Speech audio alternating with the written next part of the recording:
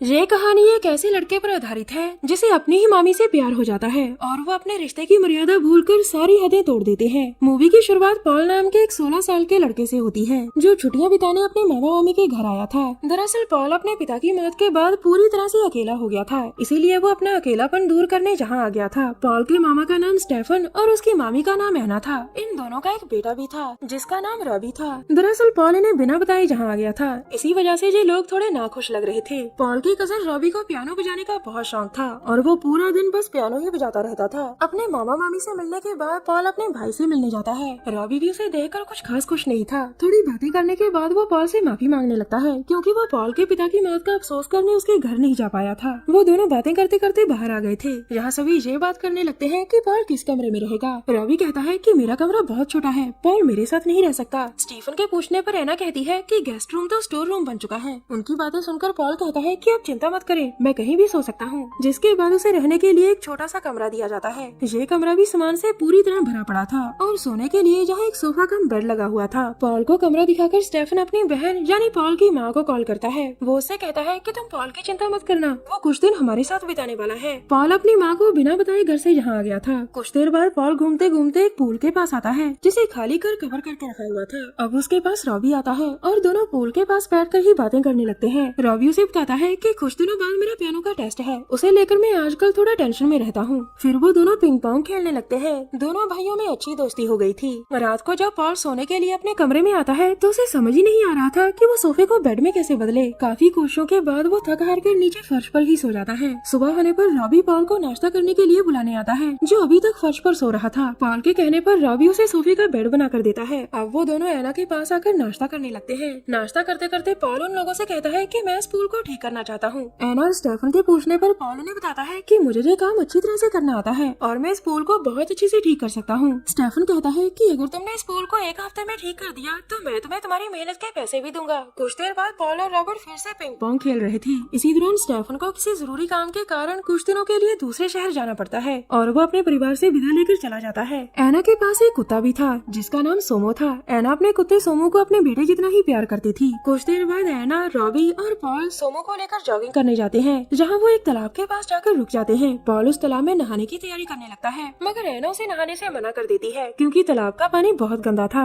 थोड़ी देर बाद वो सभी घर लौट आए थे। घर आते ही पॉल और रॉबी फिर से पिंग पोंग खेलने लग जाते हैं। तभी वहाँ एना आती है और आकर रॉबी को डांट कर अंदर चलने को कहती है। दरअसल एना अपने बेटे की सारा दिन पियानो बजाने से बहुत परेशान थी क्योंकि पियानो की वजह से उसका अपनी पढ़ाई पर बिल्कुल भी ध्यान नहीं था। वो रॉबी को डांट कर अंदर भेज देती है और पॉल को पूल की सफाई करने को कहती है। शाम को जब पॉल पूल में काम कर रहा था तो एना उसके पास आती है। वो उसे सोमू को घुमाने के लिए अपने साथ चलने को कहती है। जब वो सोमू को लेकर जा रहे थे तो एना पॉल से उसके पिता के बारे में बात करने लगती है। वो कहती है कि मैं समझ सकती हूँ कि तुम्हारे पिता की मौत के बाद तुम्हें काफी अकेलापन महसूस हो रहा होगा। तभी पॉल की गर्दन पर एक मधुमक्खी काट लेती है। जब एना उसे देखने उसके करीब आती है तो मौका देखकर पॉल उसे चूम लेता है। पॉल की सर्कस से एना बिल्कुल भी नाराज नहीं होती बल्कि मुस्कुराकर उसे वापस घर चलने को कहती है। घर पहुँचकर एना पॉल के जख्म पर दवा लगाती है। एना को अपनी केयर करते देखकर पॉल के मन में उसके लिए भावनाएं पैदा होने लगी थी। अब वो अपनी मामी को प्यार भरी नजरों से देखना शुरू कर देता है। थोड़ी देर बाद पॉल फिर से पिंग पोंग खेल रहा था पर अब उसके साथ रॉबी नहीं एना खेल रही थी। तभी वहाँ रॉबी एक कटर लेकर आता है। वो पॉल को पेड़ काटने में उसकी मदद करने को कहता है और एना भी किसी काम से बाहर जाने लगती है। थोड़ी देर बाद पॉल पेड़ के ऊपर चढ़कर उसे काट रहा था और रॉबी नीचे खड़ा उसकी मदद कर रहा था। पेड़ काटते काटते पॉल नीचे गिर जाता है और उसकी बाजू पर चोट लगती है।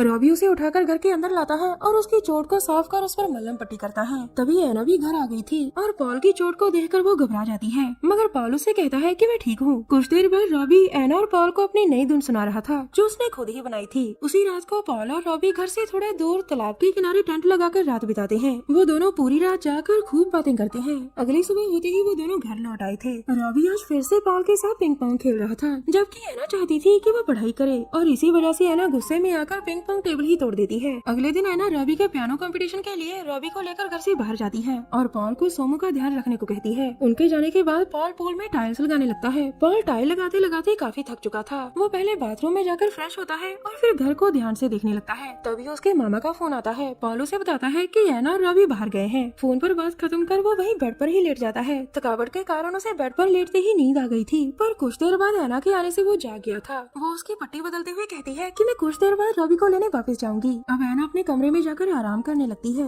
इसी बीच पॉल धीरे धीरे एना के कमरे की तरफ बढ़ रहा था। पॉल को अपने कमरे के बाहर देखकर एना उसे अपने पास आने को कहती है। एना के कहने पर पॉल उसके पास आकर बैठ गया था। एना उसके करीब आने लगती है और पॉल भी अपने आप को रोक नहीं पाता, जिसके बाद वो दोनों अपने अपने रिश्ते की मर्यादा भूलकर सारी हदें पार कर जाते हैं। इसी बीच रॉबी भी जल्दी घर आ गया था। वो अपनी माँ को मिलने उसके कमरे की तरफ जाता है, जहाँ वो एना और पॉल को प्यार करते हुए देख लेता है। रॉबी अपनी माँ को इस हालत में देखकर बहुत दुखी होता है, जिसके बाद वो बिना कुछ बोले ही वहाँ से चला जाता है। कुछ देर बाद एना रॉबी को लेने जाती है, क्योंकि उसे नहीं पता था कि वो घर लौट आया है। शाम को घर आकर जब वो रॉबी को घर में ही देखती है तो वो उस पर बहुत गुस्सा करने लगती है। एना कहती है कि तुमने मुझे बताया क्यों नहीं कि तुम घर वापस आ गए, जिस पर रॉबी उसे बताता है कि मैंने तुम्हें पॉल के साथ देख लिया था। ये सुनकर एना उससे माफी मांगती है। अब घर का माहौल पूरी तरह से बदल चुका था। सभी एक दूसरे से नाराज थे। रॉबी किसी से भी सही ढंग से बात नहीं कर रहा था और एना भी पॉल से दूर रहने लगी थी, जिस वजह से पॉल एक बार फिर से अकेला हो जाता है। अगले दिन स्टेफन भी अपने काम से वापस आ गया था। एना और स्टेफन को करीब देखकर पॉल को उनसे जलन होने लगती है। स्टेफन के पूछने पर एना उसे बताती है कि रॉबी ड्रिंक करके कंपटीशन पर गया था, जिस वजह से उसे कंपटीशन से बाहर निकाल दिया गया। रॉबी के बारे में जानकर स्टेफन बहुत दुखी होता है और वो उसे समझाने लगता है। उधर पॉल ने भी पूल को लगभग पूरी तरह से नया बना दिया था, जिसे देखकर एना कहती है कि तुम इसमें पानी भर देना ताकि कल हम सभी इसमें खूब मजे कर सकें। साथ ही साथ वो ये भी कह देती है कि अब तुम्हें हमारे घर से चले जाना चाहिए, क्योंकि तुम्हें यहाँ आए हुए कई दिन हो गए हैं। जिसे सुनकर पॉल नाराज हो जाता है और रात को पूल में पानी भरकर एना के प्यारे कुत्ते सोमो को उसमें डुबा देता है। अब वो अपने कमरे में आकर अपना सामान पैक करने लगा था ताकि सुबह होते ही जहाँ से जा सके। तभी उसकी नजर वहाँ रखे पैसों पर पड़ती है जो एना ने पूल ठीक करने के बदले वहाँ रखे थे। सुबह होने पर पॉल रॉबी से विदा लेकर जाने लगता है। दूसरी तरफ एना उठकर सोमो को ढूंढने लगी थी। जब वो उसे कहीं नहीं मिलता तो वो पूल के पास देखती है जहाँ सोमो मरा पड़ा था। वो सोमो को मरा देखकर बहुत रोती है, जिसे दूर से पॉल खड़ा देख रहा था। एना को रोती देखकर वो उनके घर से चला जाता है और इसी के साथ इस कहानी का यही अंत हो जाता है।